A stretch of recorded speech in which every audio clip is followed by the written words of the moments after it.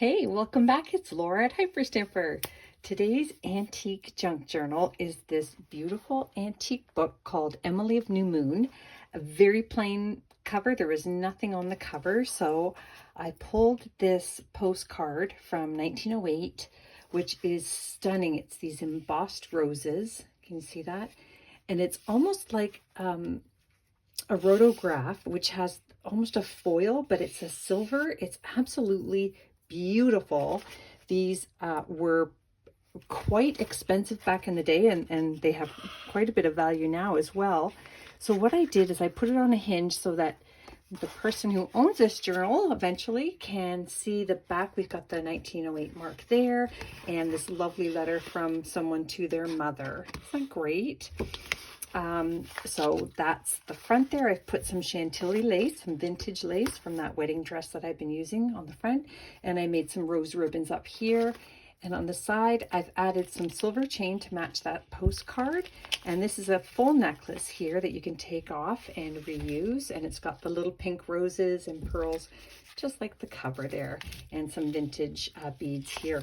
So let me take you on a little journey through the inside and tell you all about the authentic and antique ephemera throughout the entire journal. There's nothing fake in here, no commercial pieces, no digitals, nothing. It's all really, really old paper of all different kinds. And this will be at hyperstamper.etsy.com momentarily. So we've got a 1930s children's page here. I've got lots of little bits of antique books throughout. This is an antique ledger page from a Legion. This is a 1920s banknote, just a little piece there from a children's book, and then a 1905 woodworker's book. And this is from the 50s or the 40s here. That is it was one of the back of a postage stamp book. So this one's on Spain here, and then sculptures here. Cool. And then I've got this, again, 1905 woodworker's page. There's the officer's roll book there. This page was never used. So that's cool. You can use that to journal on. An antique stamp here, and a lovely children's book page. And I pulled this from a book so that you could journal on it, but I want you to read it. It says, "Fairy tales. And so they were married, and all lived happily till they died." So they later changed that to happily ever after, but it used to be happily till they died. Is that cool? Classic end line of a book. 1950s receipt here in a 1955 postage stamp collector's book page. And this is a 1953 dairy products receipt, which is kind of fun. You can journal on there. There's lots of fun things on the back. I love the stamped numbers on the bottom as well. I love stamped numbers. Originals. Here is something from a vintage dictionary, and that is the column section. Look at all these beautiful columns, just examples of capital columns there.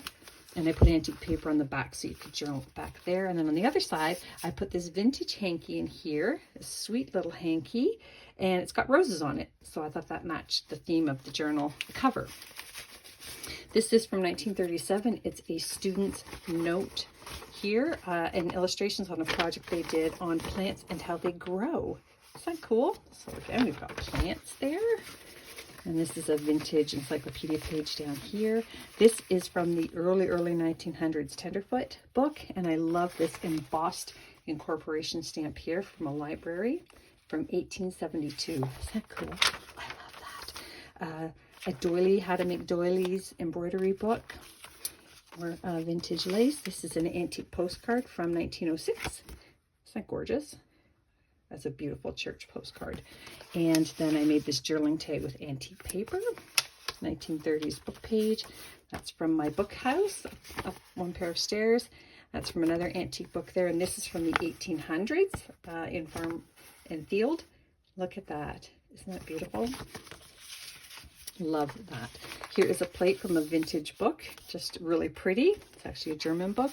And here is a 1950s bingo card. I did not stain it. That is how it came. So I couldn't ask for a better aged piece. Just another little journaling space here. And this was the front book page of a antique children's book. Isn't that fun with the inscription there on it? So I left that in there. And look at this wonderful doily here. Another journaling tag. Some beautiful vintage doily here. And a needlework, needlepoint pattern page here. That is from the early 1900s. This is from 1925 from the art education book. That's from the Buffalo Art Gallery. Isn't that gorgeous? Just love it.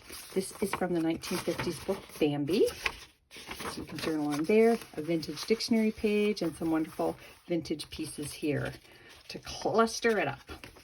Cluster busters.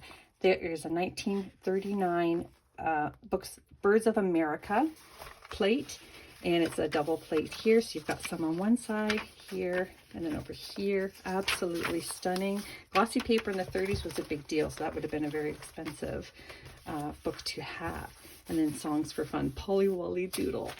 Love it when I was a lad.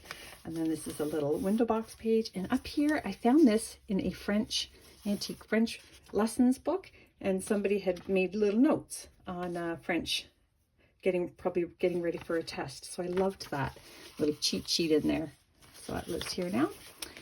And there's another one from that beautiful 1925 book, and that's an Indigenous woman here doing work on a loom. A Secret Kept. I thought that was great for a journal. This is from my vintage Birds, Eggs, and Their Nests book. Look at that. Fantastic. Oh, look at the pretty blue egg. I love it so much. This is from a 1934 music page. I love this down here, Good Old Timers. So if you own this one, it's fun to read all that. This is from a 1950s ladies magazine. Wonderful photography and fashion on one side and just the best ads on the other side. I just think they're so fun. Look at that font. Isn't that great?